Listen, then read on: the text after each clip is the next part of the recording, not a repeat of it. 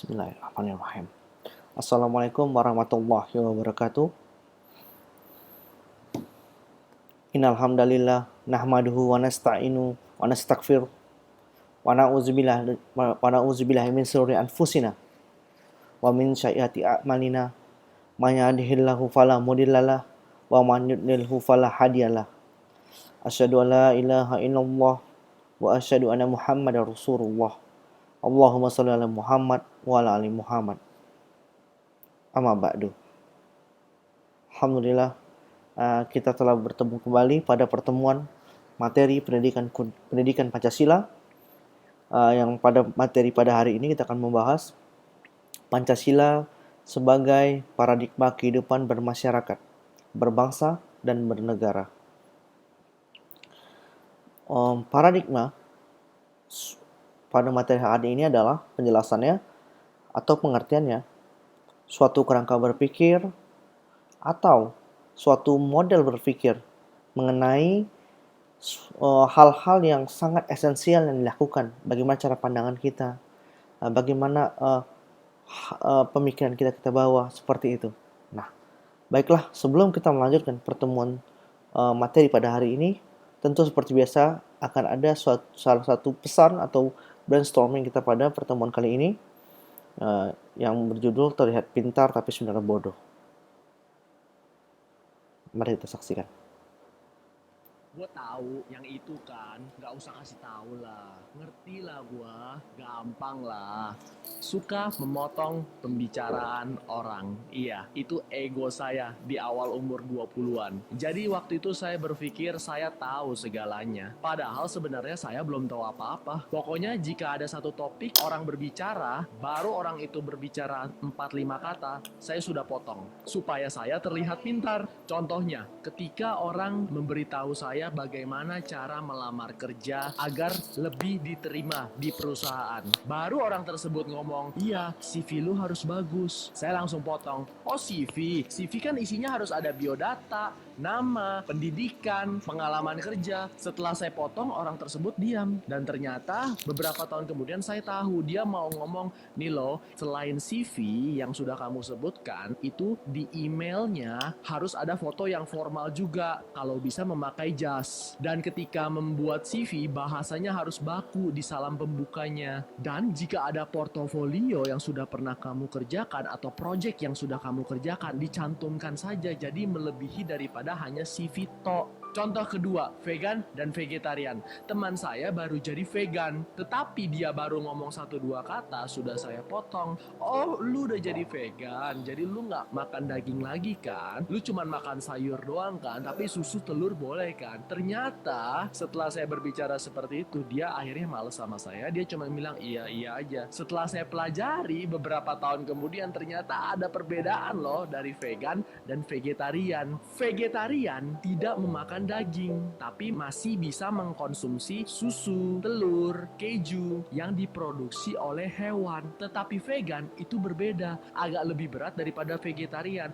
Vegan itu juga tidak boleh makan daging hewani, tetapi juga tidak boleh mengkonsumsi apapun yang hewani ini produksi. Jadi vegan juga tidak boleh susu, telur, keju, tapi vegetarian masih boleh. Lalu saya bingung setelah beberapa lama kemudian, kenapa ya orang tidak suka sama saya? Kenapa ya orang nggak mau share ke saya? Ternyata saya secara tidak sadar mempunyai mentalitas sok pintar. Mungkin kita tahu apa yang akan orang tersebut katakan, tetapi berusahalah semaksimal mungkin mendengarkan sampai tuntas. Mungkin dari 10 informasi kita sudah tahu 9, tetapi berusahalah mendengar sampai habis supaya kita dapat satu lagi yang kita belum tahu. Milikilah Shoshin mentality. Apa itu Shoshin mentality? Pemikiran sebagai murid pemula yang mempunyai sifat keterbukaan, hasrat belajar, dan tidak mengambil kesimpulan di awal. Milikilah Shoshin mentality. Gue tahu yang itu kan. Oke, nah, video ini jauh lebih baik dan jauh lebih memiliki ilmu. Nah, kenapa mentalitas pemotong pembicaraan menjadi hal yang sedikit akan kita bahas? Memotong pembicaraan orang sebelum orang itu menjelaskan poin-poinnya, itu ada sebabnya. Dan video ini jauh lebih baik untuk menginspirasi kita pada hari ini untuk belajarlah untuk mendengarkan satu hal saja, walaupun kita sudah mengetahui 9 hal tersebut. Belajar untuk bersabar mendengarkan penjelasan agar kita bisa mendapatkan satu ilmu saja. Walaupun kita sudah tahu dari 10 itu kita sudah menguasai 9 ilmu, tapi kita butuh satu ilmu untuk melengkapi 10 ilmu tersebut. Nah, ini adalah habit, suatu kebiasaan ketika kita harus, yang terbaik adalah men-skip diri kita. Men-skip atau menghentikan diri kita. Maksudnya bagaimana, Pak? Nah, ketika ada berita di media, di Twitter, di Instagram, di media-media sosial, jika ada berita tentang rumah megah, hadiah mewah, kemudian semua gemerlap harta benda, silakan saja orang lain itu penuh dengan sensasi. Semuanya wah, menampilkan rekening tabungannya, emas yang berserak-serak di rumahnya, dan lain-lain. Yang terpenting adalah jangan pernah habiskan waktu kita untuk scroll di layar HP kita, untuk klik. Buat apa kita melihat kemewahan itu, harta benda tersebut, semua gemerlap tersebut? Buat apa? Apakah itu memotivasi kita? Ayolah, kita coba untuk berhenti bersilat lidah. 99% setelah kita melihat hal-hal tersebut, high-brain tersebut, memangnya apakah kita akan benar-benar menjadi bersungguh-sungguh? Apakah kita akan benar-benar bekerja keras setelah melihat kemewahan itu? Ternyata apa? Tidak. Nah, kita hanya sibuk scroll di layar HP, kemudian kita hanya sibuk klik di layar HP kita. Dan kita melihat di klik itu yang lebih mewah lagi, yang lebih wah lagi gini. Nah, hari ini handphone, gadget yang kita pegang ini bisa saja menjadi sumber kesia-siaan. Sumber kesia-siaan bagaimana? Tentu orang yang tabzir, orang yang menyanyiakan waktu yang tidak bisa diputar kembali gitu.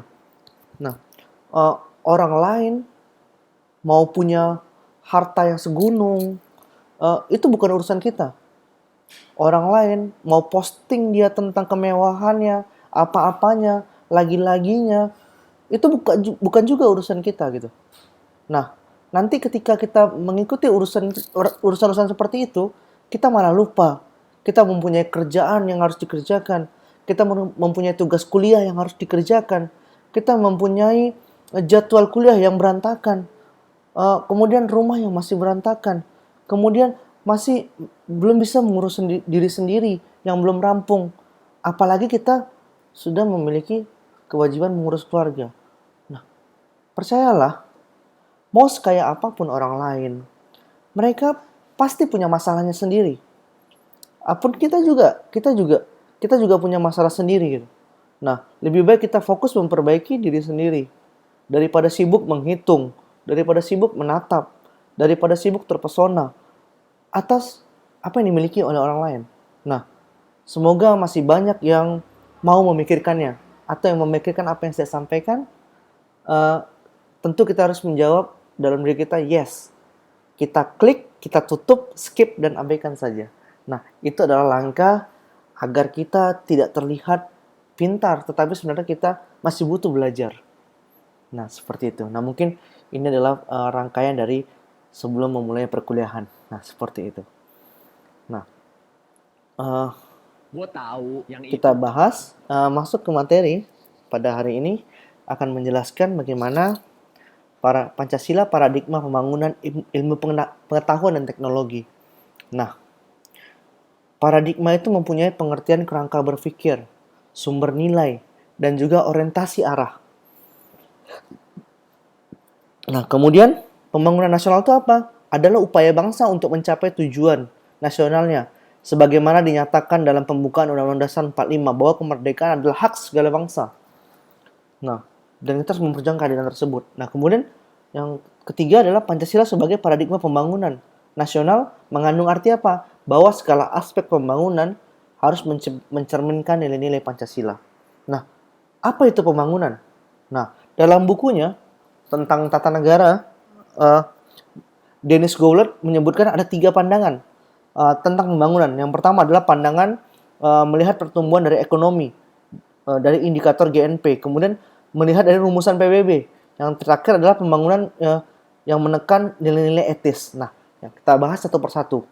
Nah, pandangan yang pertama adalah pandangan melihat bagaimana pembangunan yang sinonim dengan pertumbuhan ekonomi. Ya tentu dengan indikator GNP dan tingkat pertumbuhan per tahunnya. Nah, bagaimana? Apalagi di era COVID ini, ekonomi ini agak lesu ya, tapi tetap di mana sistem kapitalisme juga itu membuat yang kaya tetap bertahan dengan kekayaannya, yang di PHK tetap ada yang di PHK. Nah, seperti itu. Nah, dalam kerjaannya. Kemudian kalau yang setelah kita membahas sinonim antara indikator GNP dan tingkat pertumbuhan per tahun ekonomi per kapitanya, tentu ada kedua rumusan PBB bahwa pembangunan itu sama dengan pertumbuhan. Ketika ada pembangunan, pasti ada pertumbuhan.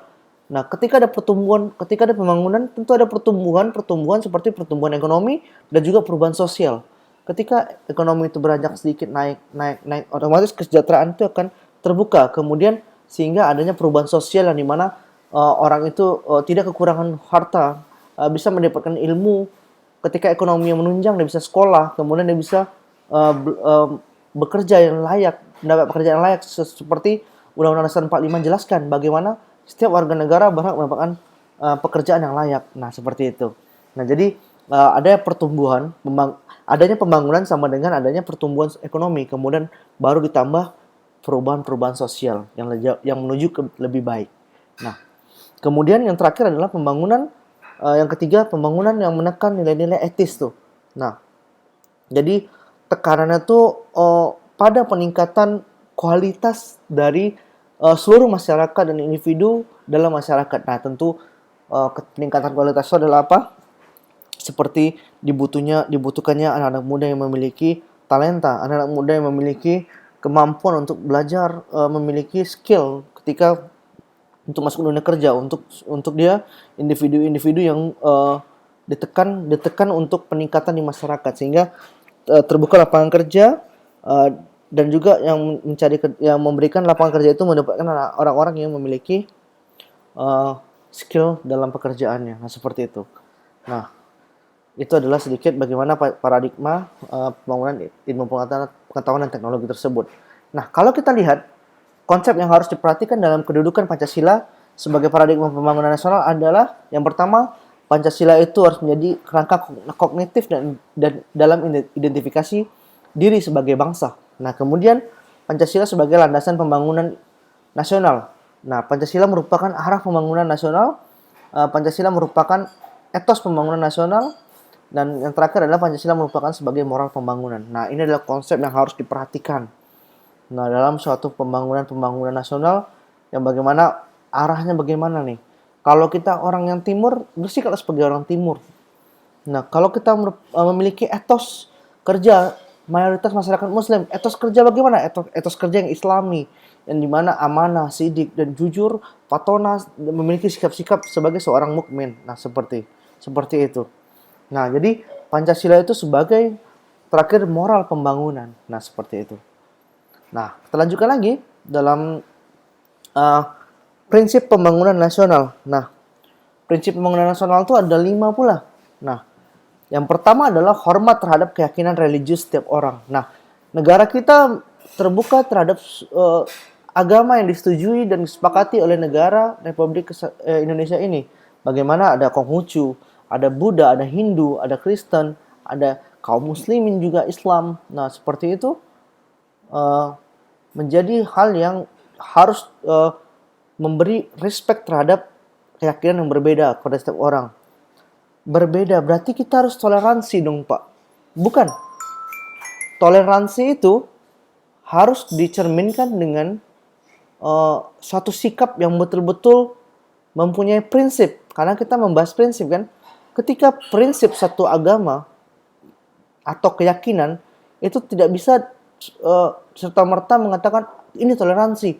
Ketika kita contohnya perayaan yang mendekat ini, perayaan Hari Raya Natal bagi umat Kristiani.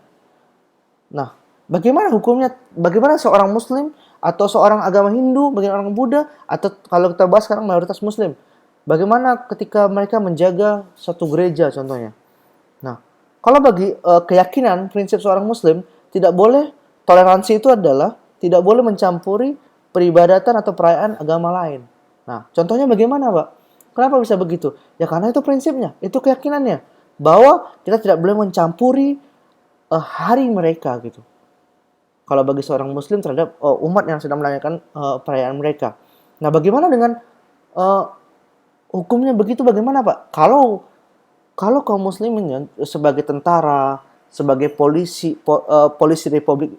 Republik Indonesia, ada tugas dari atasannya untuk menjaga tempat peribadatan itu it's okay, tidak masalah.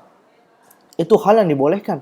Itu hal yang dianjurkan ketika uh, perintah dari negara untuk menjaga suatu tempat peribadatan tersebut dalam perayaannya.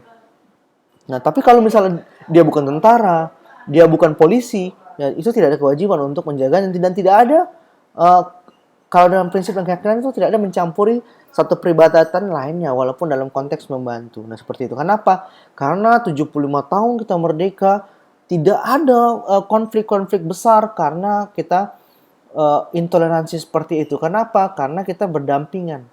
Nah, berdampingan. Masyarakat yang berdampingan. Nah, seperti itu, dan tidak mencampuri tapi berdampingan berjalan, itu lebih indah. Nah, seperti itu. Kemudian hormat terhadap martabat manusia sebagai pribadi yang subjek atau manusia yang seutuhnya. Nah, memanusiakan manusia. Nah, itu. Kemudian kesatuan sebagai bangsa yang melayani segala bentuk sektarianisme. Nah, kemudian yang keempat adalah nilai-nilai yang terkait dengan demokrasi konstitusional. Yang kelima adalah keadilan sosial yang mencakup persamaan dan pemerataan. Jadi kalau kita lihat dalam pembangunan, tadi kan kita bahas prinsip ya. Sekarang kita melihat pembangunan. Pembangunan itu dalam perspektif Pancasila bagaimana sih? Ternyata pembangunan itu dalam perspektif Pancasila itu adalah pembangunan yang ada suatu syarat muatan nilai di dalamnya. Ya, jadi kenapa gitu? Sejalan dengan pandangan bagaimana kualitas sebelumnya tentang kualitas manusia, individu masyarakat di masyarakat sendiri. Bagaimana kualitas itu mendorong pembangunan. Kualitas masyarakat yang baik itu, masyarakat memiliki skill dan keterampilan itu sehingga memiliki akhlak dan moral yang baik itu mendorong suatu pembangunan yang cepat bagi suatu negara. Nah, seperti itu. Makanya dianjurkan ketika mahasiswa sedang belajar di bangku kuliah, tentu dia harus memiliki, selain ijazah, dia memiliki sertifikat skill-skill kemampuan untuk bersaing di dunia kerja ke depannya. Agar apa? Agar pembangunan nasional tercipta, terutama dalam cita-citanya bagaimana yang menciptakan pembangunan nasional yang diharapkan oleh suatu negara ini, cita-citanya gitu, memiliki kualitas negaranya. Jadi intinya dalam hal ini fungsi Pancasila apa?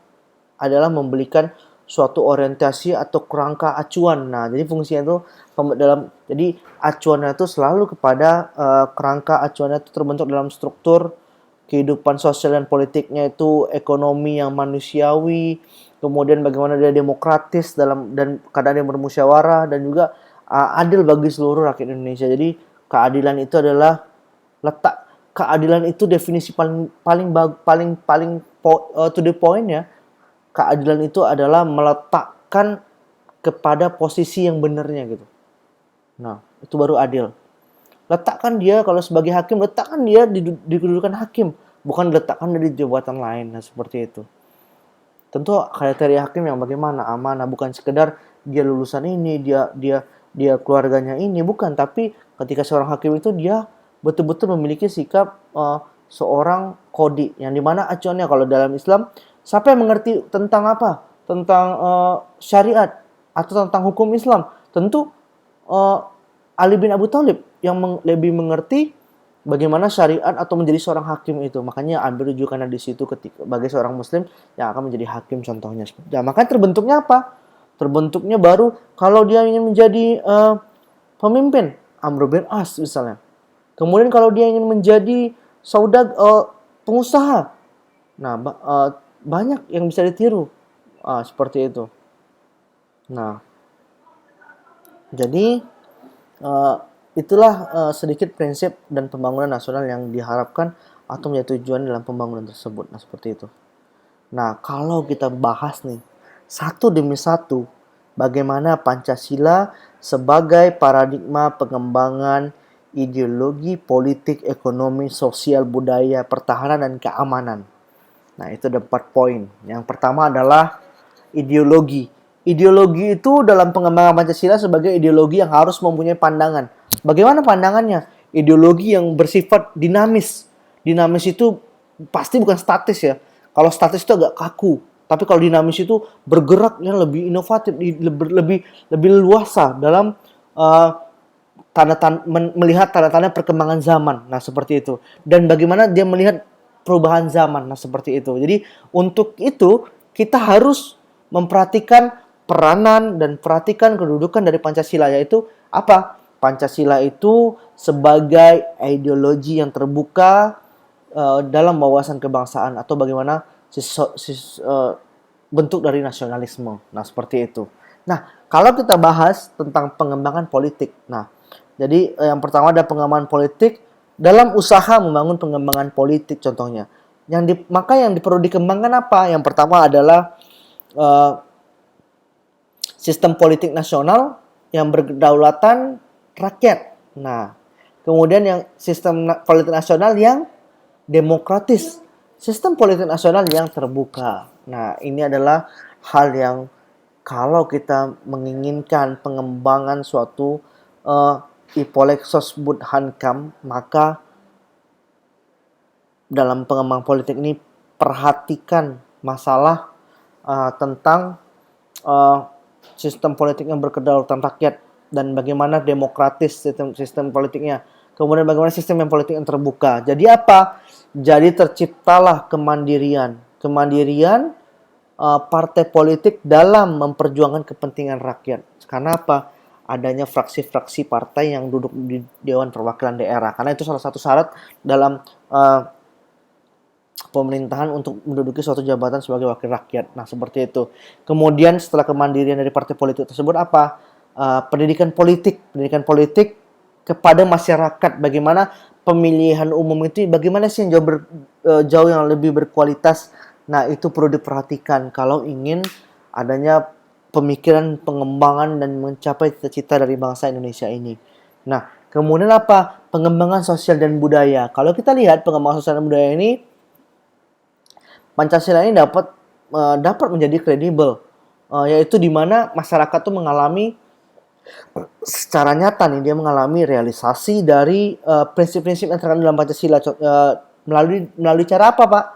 Ketika pengembangan sosial budaya itu, ketika dia saling menghormati bagaimana martabatnya sebagai manusia itu. Kemudian tentu satu manusia dan manusia lainnya ingin diperlakukan secara manusiawi. Tentu juga diikat dengan solidaritas bersama dalam bentuk ormas, dalam bentuk LSM, dalam bentuk komunitas-komunitas. Itu perlu solidaritas untuk menjaga suatu eksistensi, suatu daerah, komunitas, bangsa, dan juga perkumpulan-perkumpulan untuk hal yang positif contohnya. Nah, kemudian partisipasi dalam politik itu penting dalam sosial dan budaya ini. Kemudian yang terakhir adalah dalam sosial budaya ini pengembangannya kesejahteraan yang layak bagi manusia. Jadi ketika kita menjadi pemimpin satu perusahaan, manajer, berikanlah yang layak kepada seorang di bawah kita gitu. Jangan malah menjadi orang yang sombong ketika mempunyai kedudukan. Itu adalah hal yang dibenci dalam agama juga. Justru dia harus lebih baik dan lebih baik lagi ketika dia menduduki jabatan di atas daripada yang lainnya. Nah, seperti itu. Nah, itulah baru bisa bagaimana kita bicara tentang perkembangan ketika menjadi manusia yang menjauhi sifat sombong tersebut. Mutakabbir. Kalau kita lihat nama Asmaul Husna tuh, Allah itu mutakabbir. Allah itu jangan diambil selendangnya. Karena kalau diambil tuh suatu kesombongan dalam Asmaul Husna gitu. Jadi intinya jangan menyamai sifat Allah. Nah, seperti itu pencipta kita. Karena itu milik Allah, Al-Mutakabbir. Tapi kalau Allah itu Al-Hasim, Allah itu Al-Razak, Allah itu sebagai pemberi rezeki, kita harus yakini itu. Kemudian Allah itu Maha melihat. Allah itu Maha Penghitung, Tuhan itu. Nah, itu baru kita betul-betul bergerak itu dengan hati-hati, karena Allah itu melihat rezeki itu sudah diatur. Jadi tidak boleh berpikir kita putus asa dengan apa yang kita usahakan dalam kehidupan ini, tapi banyak bersyukur, maka akan dikasih lebih. Nah, seperti itu. Nah, baru masuk pada poin ketiga, bagaimana pengembangan ekonomi. Nah, pengembangan dan peningkatan mutu SDM terdiri atas beberapa kriteria nih, sumber daya manusia ini. Kalau mau dilihat yang dibutuhkan apa itu? Yaitu memiliki kemampuan dasar untuk berkembang. Yaitu dengan apa? Dengan berani menjalin pertemanan dan relasi. Itu paling penting. Kemudian mampu menggunakan suatu teknologi, ilmu pengetahuan teknologi untuk mengelola sumber daya alam secara efektif dan efisien serta lestari.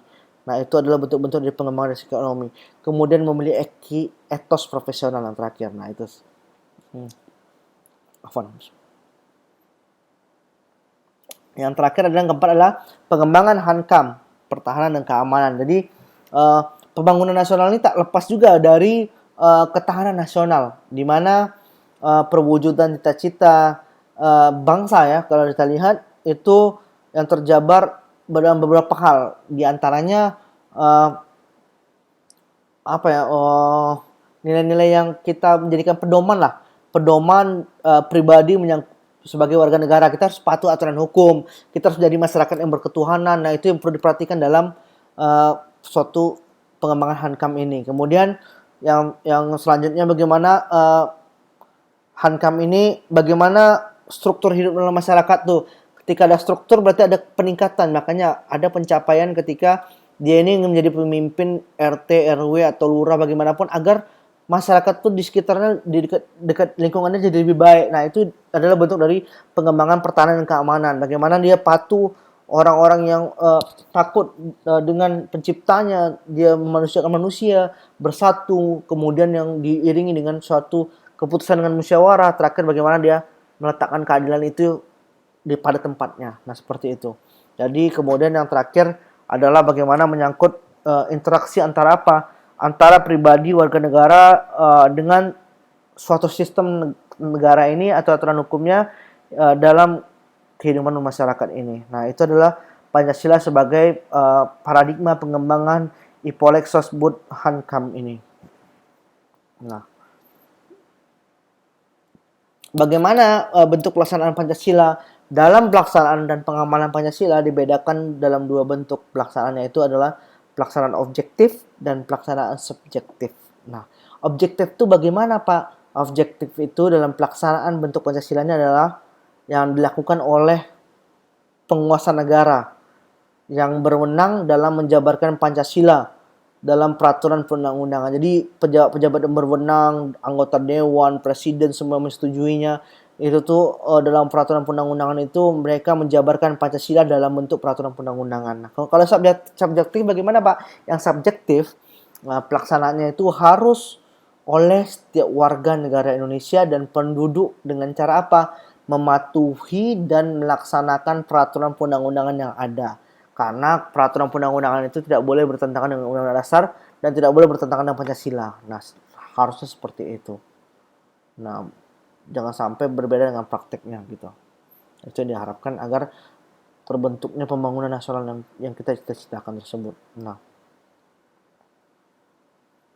kemudian pengalaman Pancasila sebagai dasar negara, yaitu berupa pelaksanaan Pancasila dalam wujud tingkah laku, tindak tanduk, ataupun perbuatan-perbuatan yang sesuai dengan peraturan perundang-undangan yang berlaku dalam negara Indonesia ini. Pengalaman Pancasila sebagai dasar negara mempunyai sanksi hukum. Jadi pengamalan Pancasila ini sebagai pandangan hidup ini adalah pengamalan Pancasila sebagai pandangan hidup bangsa Indonesia itu, yang berarti apa? Berarti Pancasila itu dipergunakan nih. Pancasila itu akan dipergunakan dalam kehidupan sehari-hari, di mana dalam sikap kehidupan kita dituntut untuk oleh kelima sila tersebut dari Pancasila tersebut. Bagaimana menjadi masyarakat yang berketuhanan, bukan ateis, bukan yang tidak punya agama, agnostik, bukan seperti itu, tapi dia memiliki sifat ketuhanan tersebut dari kelima sila dari Pancasila tersebut. Kemudian memiliki sifat kemanusiaan, yang dimana kita memiliki prinsip untuk kalau kita punya keuntungan kita membantu orang. Nah, itu jauh lebih baik kita terapkan habit seperti itu. Kemudian bagaimana mementingkan kepentingan umum dibandingkan kepentingan pribadi. Nah, seperti itu. Nah, di sini bagaimana kepentingan umum dibandingkan Pak daripada kepentingan pribadi? Kita berusaha misalnya nih, contohnya ketika kita memiliki usaha, kemudian kita bertekad nih, oh, kalau usaha saya keuntungan nih walaupun saya dapat 30.000, kalau saya harus menyisihkan 50% untuk saya, 50% untuk orang yang membutuhkan. Jadi setiap dapat 30.000, 15.000 untuk dia, 15.000 untuk orang. Dia selalu ikhtiarkan itu, usahakan itu agar dia menjadi manusia yang beradab. Nah, dan kemudian bagaimana orang yang uh, baru menghasilkan mempersatukan. Ketika kita melihatkan sifat-sifat yang tunduk kepada Tuhan dengan sifat kebaikan diri kita sendiri, itu pengamalannya. Nah, itu adalah pengamalan Pancasila sebagai dasar negara tersebut. Nah, dipraktikkan dalam pola kehidupannya. Nah, baiklah, ini adalah sedikit penjabaran dalam materi pembangunan nasional dalam Pancasila tersebut. Nah, ini adalah slide terakhir bagaimana ketika ada sifat tidak suka melihat orang sukses. Dia mah mertuanya bantuin modalin itu. Iyalah, bapaknya orang kaya. Atau ada orang yang ngomong, si A sekarang terkenal banget loh. Iya, tapi perutnya gendut sekarang. Atau si B cantik ya. Iya, tapi sayang, giginya kuning. Si C duitnya banyak banget ya bro. Iya, tapi buat apa kalau ketemu keluarga cuma Sabtu Minggu doang? Punya duit, nggak ada waktu untuk keluarga. Di.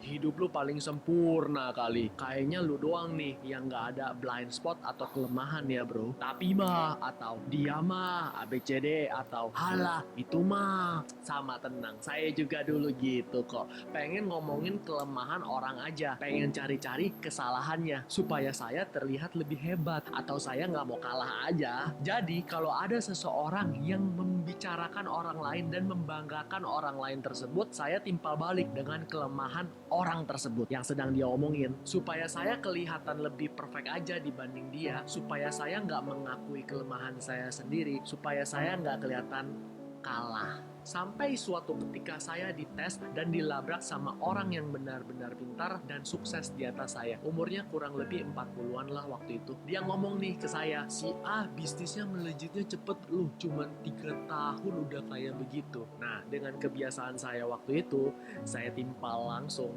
halah nanti tahun keempat juga tutup, sementara doang itu mah, tren doang, sesaat doang. Hoki, tiba-tiba murka dia. Mungkin karena saya udah keseringan seperti itu dan saya tidak sadar. Dia semprot saya, lu itu iri atau cemburu aja kali. Setiap gua ngomongin kehebatan orang lain, selalu lu timpal dengan kelemahannya. Belajarlah supaya mengakui kelebihan orang lain. Gak ada ruginya kok punya pemikiran seperti itu. Ikhlas aja kalau emang kalah, akuin aja. Shock saya. Gak pernah ada yang kayak gini nih ngomong ke saya. Dan saya terima kasih banget sama dia. Dan ternyata saya gak sadar saya melakukan hal tersebut bertahun-tahun. Ternyata saya gak sadar kalau ego saya itu tinggi sekali. Dari situ saya mulai perbaiki perlahan-lahan. Jadi kalau ada orang nih, terus dia lagi ngomongin orang lain, dan dia lagi membanggakan orang tersebut. Misalkan deh, si C jago ya main golfnya. Dulu nih, saya akan timbal, iyalah jam 2 siang udah ke lapangan. Nganggur itu, udah gak ada kerjaan dia, udah gak ada ambisi. Main golf aja terus dulu. Tapi saya sekarang bilangnya, iya keren, pasti latihannya keras itu, dia konsisten dan hebat. Atau ada yang ngomong, si A beli mobil sport baru loh. Dulu pasti saya akan bilang, halah nyicil itu, utangnya udah numpuk pasti, maksa dia beli mobil sport. Ntar juga tahun depan, kalau nggak 3 bulan lagi pasti dijual. Tapi saya ganti sekarang, hebat emang dia pasti kerja keras, konsisten, dan terus belajar. Dia pintar di satu bidang, dia pasti tahu hal yang gue belum tahu, dan gue harus belajar sama dia supaya gue bisa beli mobil sport juga. Semoga dari pengalaman saya ini dan buat kalian yang menonton bisa belajar belajar dari kesalahan saya supaya kita lebih sadar diri. Kita belajar bareng-bareng aja guys dari pengalaman-pengalaman saya yang sebenarnya masih minim juga. Jadi poinnya apa sih? Belajarlah, jangan mencari-cari kesalahan orang lain agar kamu terlihat lebih hebat, tapi belajarlah menghargai kekuatan dia supaya kita bisa belajar dan lebih banyak orang yang akan suka dengan kita. Emang dengan mencari-cari kelemahan atau kesalahan orang lain bisa membuat kamu lebih hebat? Nah, itu adalah satu hal mungkin penutup agar kita bisa melihat orang lain dari sisi positifnya. Dan bagaimanapun saya sebagai dosen juga masih belajar dan menemukan video ini dan menjadi motivasi untuk belajar menganggap semua orang, walaupun sekalipun mahasiswa, orang di luar kita, itu orang yang lihat dari sisi positifnya. Karena banyak ilmu yang harus kita dapatin ketika orang itu lebih sukses dari kita. Nah, bukan malah sebaliknya, kita merendahkan dia, padahal kita belum ada apa-apa dibandingkan dengan dia. Nah, seperti itu. Nah, terakhir sebelum kita tutup majelis ini, ada satu kata-kata saya akan sampaikan. Dalam situasi yang tidak berdaya kita sedikit pun sebagai manusia, dalam keadaan yang genting kita sebagai manusia, selalu ingat, manusia itu tetap punya satu senjata yang paling hebat, yaitu adalah doa. Nah, itu adalah orang yang harus, sikap yang terakhir dan awal yang harus dimiliki oleh seorang manusia tersebut. Nah, jangan pernah meremehkan doa, karena satu doa yang kecil saja itu bisa mengubah seluruh jalan hidup kita. Ingatlah nasihat lama ini. Hukuman terbaik bagi penipu itu adalah kita jujur kepadanya. Hukuman terbaik bagi si pelit itu adalah kita pemurah padanya. Hukuman terbaik bagi si pembenci itu adalah apa? Kita memberikan respect atau kita menghormatinya.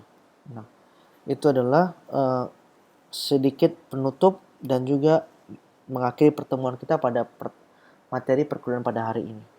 Nah, segala penyampaian, kesalahan, dan perbuatan serta penjelasan itu pasti datang dari dosennya, karena dosennya seorang manusia tidak luput dari salah. Bahkan iman dalam kehidupan fitrah sunatullah manusia naik dan turun. Nah, semua kesalahan pastilah milik pemateri, milik semuanya.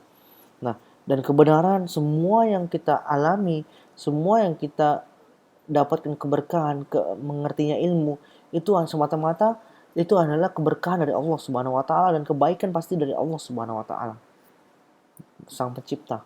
Dan juga semua kemudahan hidup ini. Dan kita berharap dalam majelis ini untuk mendapatkan keberkahan dan ilmu yang bermanfaat untuk kita bawa bekal di kemudian hari. Nah, jika kita buka majelis ini, tentu kita akan tutup majelis ini dengan mengharapkan keberkahan dengan doa kafaratul majelis. Dan kita akan melanjutkannya di dalam Google Classroom dan juga Telegram untuk berkomunikasi seputar materi maupun pembahasan tentang pembangunan nasional tersebut dalam paradigma Pancasila ini. Nah, saya akhiri dengan doa subhanakallahumma wa bihamdika asyhadu alla ilaha illa anta astaghfiruka wa atubu ilaik. Assalamualaikum warahmatullahi wabarakatuh.